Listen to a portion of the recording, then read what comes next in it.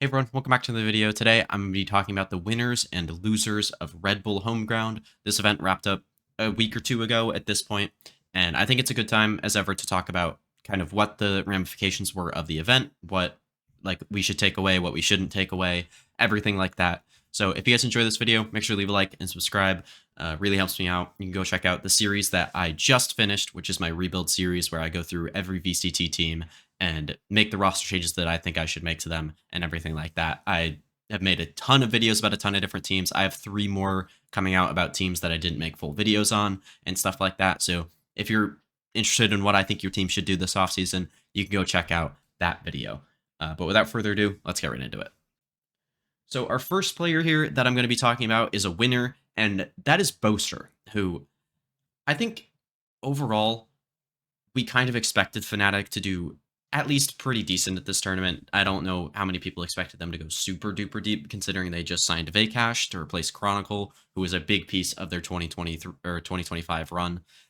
But I think that's a big reason why I actually wanted to talk about Boaster here, because he has proven in past years that he can kind of win outside of the system and outside of the players that are around him. I guess he is the system of Fnatic, and a damn good system at that. Like, he's won with a team that kind of flamed out after 2022, like with the team that went to Reykjavik and got second place against Sentinels. He could win with that team. He could win with some other teams in 2022 as well. With I forget who's on that team. I know Alpha came in during that year. I think Magnum was still on that team. There were I don't know exactly who was on the 2022 team, but he was still able to win with them, did decently well at a few tournaments that year. 2023, obviously that actual super team with Fnatic, he was able to do very, very well that year, the only team to win back-to-back titles. And then last year, or in 2024, still able to win even without Leo for most of the year. And then last year, having Kayak come in and replace Durka and having to replace Leo with Crashies, a lot of people expected them to have to kind of fall off after that, kind of start tapering away, and maybe have Boaster eventually retire at some point soon.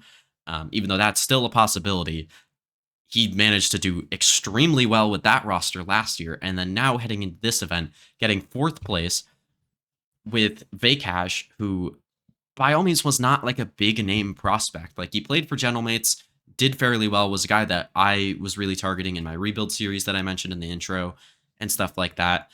But wasn't like amazing for Gentlemates. That team wasn't doing particularly well with him on the roster. So you wouldn't really expect him to come in and be that good. I thought he was very good in this tournament. Wasn't like elite by any means. Wasn't Chronicle level, I don't think. But Boaster still proved that he can win with anybody, and they competed with some of the best teams at the tournament. Obviously had that one really weird loss to Zeta. I don't really know how much stock I'm putting into that game because Zeta was kind of just on a heater. But they beat C9 pretty handily. They beat T1 very handily, and then they almost beat G2 in this game. It ended up going to overtime 13-15, and G2 ended up winning the tournament after that. So I think if they got the rematch against Zeta, I think they win that in the lower final. And then the grand final, I think, is 50-50 between them and NRG because they did lose previously. But yeah, I thought they looked solid. I think they could definitely use some work. This is not the same Fnatic team that we saw at Champs by any means. They're not at that level right now, but it's the offseason. They're testing stuff out. I'm not going to kill them for that. And also, I just think Boaster just kind of continued to prove how good of an IGL he is at this tournament. Now we'll talk about one of the losers from this tournament, which I think is DH, who, by all means, I don't think he was bad for T1 in 2025. At the end, he came in at the end of season in stage 2 and actually looked pretty good in that, and was arguably one of their best players at Champs, just purely individually. But obviously there could be some behind the scenes stuff. He's a very inexperienced player. Maybe the comms and everything like that aren't great. And also he was forced, I mean, maybe not forced, but he swapped roles during this tournament over to the Sova, and Stax was playing a lot of the smokes that he was playing during their run in stage 2 and Champs. And when put on these scan initiator agents, both Fade and Sova, he did not look good. He was one of the worst players at the tournament, in my opinion, just purely by the eye test. I think he was one of the lower ones in stats as well. Yeah, lowest rating, lowest ACS, lowest KD, lowest cast, third lowest ADR. There were a few guys that were lower. Third lowest KPR, same deal. Didn't have a particularly good assist per round. Like a lot, there were a few duelist players that had higher than him, and some Sentinel players that had higher than him. To be fair, Cortezio was one of those, and he played some Omen and stuff like that. So that wasn't like crazy to think about, but like he was not particularly good on these agents. And it's not like he was just not getting kills and he was doing really good with his util. He looked super uncomfortable with being able to use the Sova and Fade utility. And I think it was a big reason why he got replaced by Munchkin. Or maybe they made the role swaps and just played with DH because they weren't sure if they were going to get Munchkin yet. And Munchkin is actually going to come in and play these scan initiator agents for them, which I think is a big upgrade over what DH showed. Hold on, I'm showing the thing here. I'm just gonna skip through this timeout so you guys actually have gameplay to watch. But like, I just like as you see here, what he's doing, he's just like jump throwing a shock dart randomly in there, not really reconning. He just doesn't look comfortable on these in this role. I think it's reasonable. I think he could still get picked up by another team by all means, but he did not look good in these games. And I think it was either a big reason why he got dropped in terms of they tried him on this stuff in scrims and it didn't work, or just like it did not help his stock whatsoever during this tournament. And he ends up getting replaced by Munchkin, who by all means is an upgrade, and I love that move for T1. I almost put Munchkin on my winners list just because of how DH played, but I felt like it was more apt to talk about DH's underperformance and stuff like that.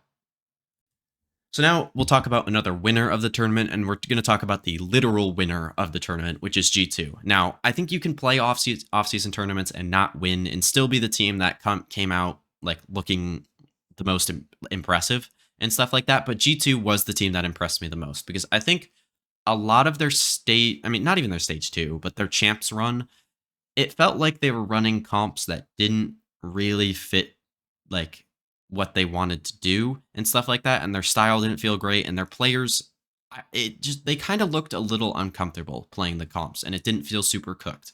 So they end up replacing Jonah and obviously bringing in Baby Bay. I think that's the obvious like thing that everybody's going to think of with this team when ranking them as a winner of the tournament, where yeah, they were proven right bringing in Baby Bay instead of Jonah because they won the tournament. I still think they win this tournament probably with Jonah, most likely, but maybe, maybe not. We'll never know, that kind of stuff. But they did look very good at this tournament. Leaf specifically on the flex role, playing a lot of scan initiators. Like he played a lot of Fade. He played some, I think, a little bit of Sentinel. He played some Breach, everything like that. And he looked really good on that role. I thought Baby Bay looked pretty good on the Sentinel stuff as well. It was really nice seeing like him be able to play the Veto in the chamber as well, and then have Leaf play some other stuff and be a good fragger on those roles as well. I do think Baby Bay is probably a slight downgrade to Leaf on the Sentinel role, but Leaf I think will be an upgrade over Jonah on the Flex role overall. So I think G2's in a good spot here. I also think the main reason I put them on this list, not even the stuff that I just talked about, was because I think Jaw and Trent regained their form from kind of what we expected of them throughout 2025. Obviously, Jaw we expected to be insanely impactful for this G2 team. But overall, like in terms of the fragging output, wasn't really where you expected it to be. I also probably shouldn't have done this right before halftime, so I'll skip through the halftime segment for you guys again, so you have gameplay to watch.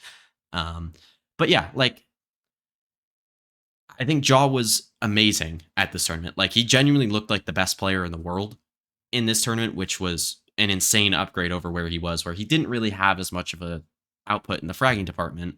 And then Trent, where he started the year looking like the best player in the world, like at Bangkok in stage 1, like you could argue he was the best player in the world. I don't think it's arguable that he was the best initiator in the world. I think he was very clearly that.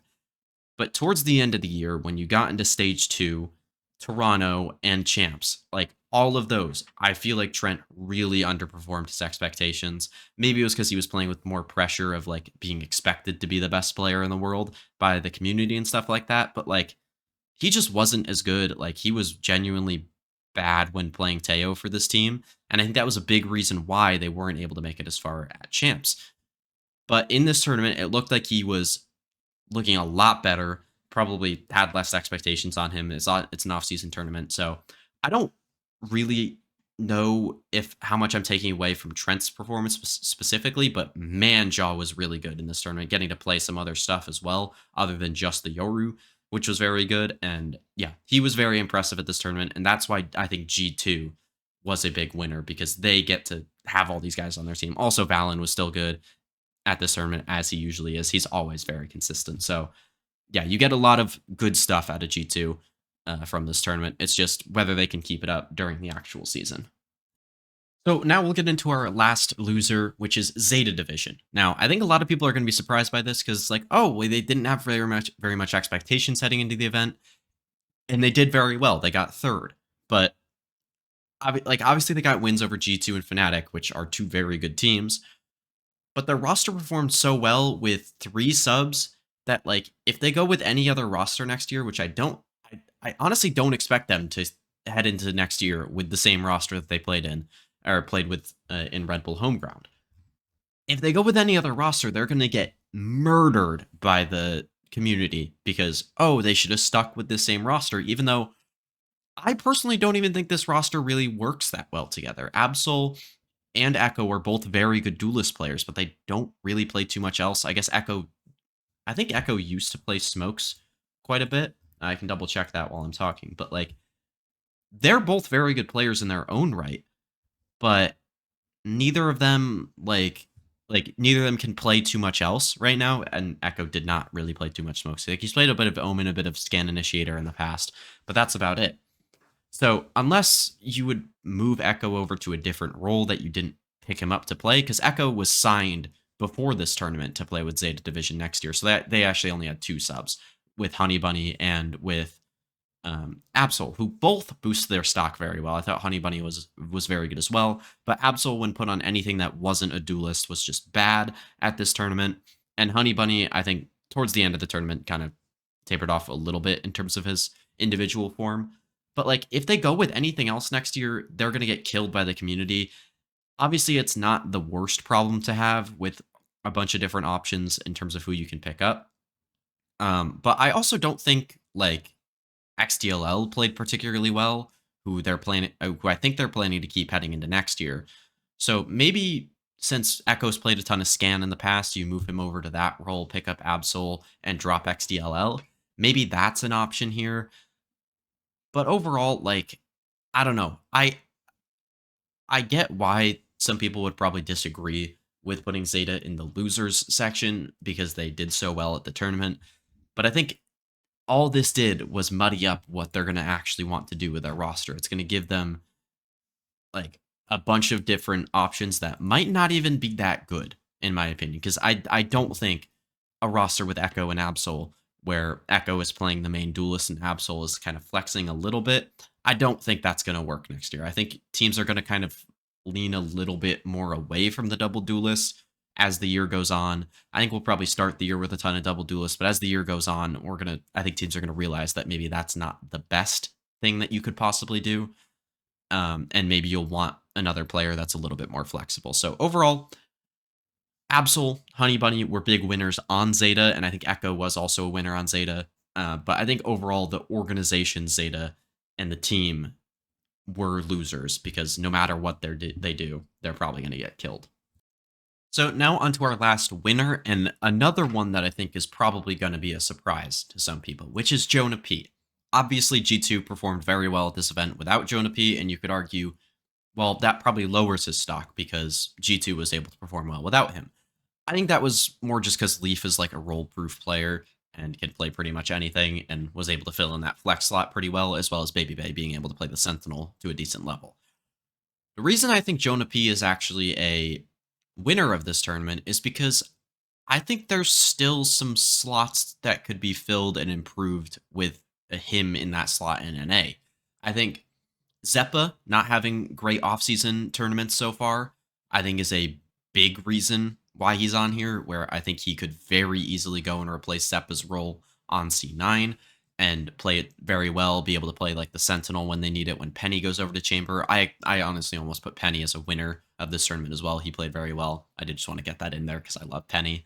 But like he could play the Sentinel when Penny plays the Chamber or double duelist. He can play the scan initiator when they need it, when they want to play like double initiator stuff, and Zelsis wants to play not scan. Like he can play a bunch of different stuff for you, and kind of fill in whatever role you need there.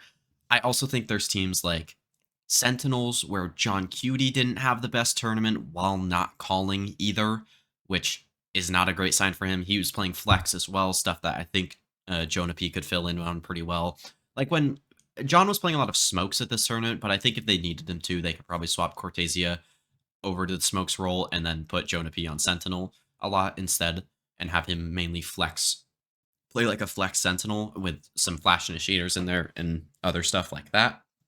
I think that also is a possibility for him. And then I think he could go to maybe a team like EG. I don't know how well he would fit in with that roster. I think it would probably have to be like Okeanos or Superman out, or like Okeanos plays his role, but I think Okeanos would play like flex no matter what. And I think maybe if Jonah comes in instead of Superman, you'd have Bao play main smokes or Okeanos play main smokes, and then Jonah would play the flex role. Like I think he could get in on any one of those NA teams and be an upgrade in there. And I think this tournament kind of solidified that for C9 at the very least, and maybe even Sentinels kind of showed how like obvious that was. And yeah, I think he would be an upgrade on a lot of NA teams. I think that was kind of an opinion that most people had, but it was it just was made very apparent to me. Also, Envy could use him potentially, but I don't know how well he would fit in with that style and roster, so I decided not to mention them. But yeah, he could fit in a ton of places, and I am a big fan. Maybe even also like Furia or MIBR as well, but they weren't shown at this tournament, so I won't really talk about them too much. So with that, that'll be the end of this video. Let me know what you guys thought of this tournament overall. Like what games did you guys enjoy? Everything like that.